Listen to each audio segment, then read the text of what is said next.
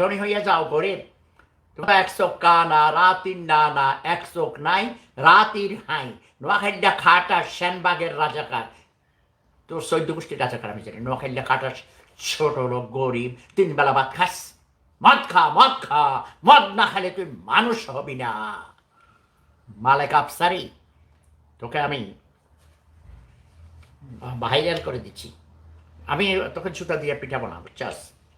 শোন ফকির ফোলা, তুই আমার স্যান্ডেল দেখাইছ, তোর ওটা তো বাটার স্যান্ডেল ছিল না, মুখে এসে গেছে বাটার স্যান্ডেল, তাই না?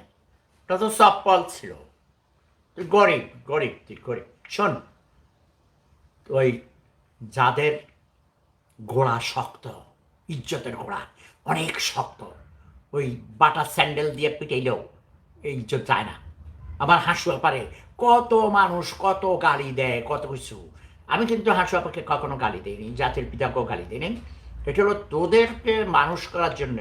কয় না যে জিয়েরে মাইরা, বউরে মাইরা, পুতের বউরে মাইরে বকা দিয়া মারে শিখায়, কি কি জানি কয়, জিয়েরে মাইরা বউরে শিখায়, এরকম গ্রামের মধ্যে বলে, বুঝছাস?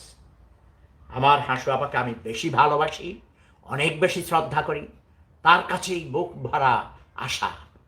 আমি এফডিসির ব্যাপারটা হাসু আপাকে বলেছি, আশা করি হাসু আপা এর মধ্যে ব্যাপারটা জানতে পেরেছেন।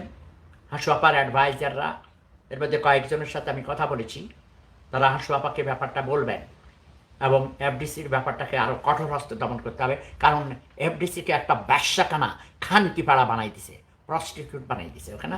কিছু কিছু অশিক্ষিত মূর্খ বর্বর, ওই আফসারির মতো অশিক্ষিত মূর্খ, যারা তোমার ওই টি বয় থেকে পা চাটুকারি করে ওই রোজি সামাদকে বিয়ে করে সেখান থেকে তারা ডাইরেক্টর হয়েছে।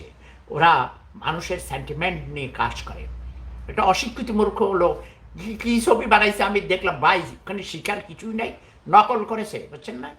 বিভিন্ন ছবি ওই ভারতের হলিউডের, বলিউড, বিভিন্ন জায়গা থেকে বলিউডের কিছু নকল মকল করে এখান থেকে ওখান থেকে কিছু লোক আছে না, বই লেখে, কফি অ্যান্ড ফেস্ট।